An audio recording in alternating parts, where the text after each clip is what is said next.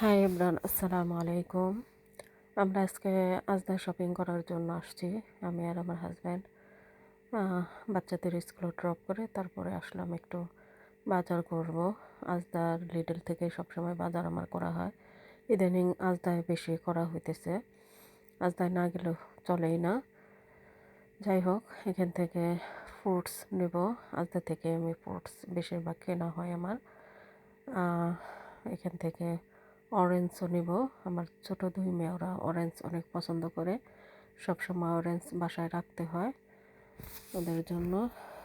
প্রতিদিন আমি অরেঞ্জ ওদের দিই, যেহেতু শীতের দিন অরেঞ্জটা খেলে ভালো।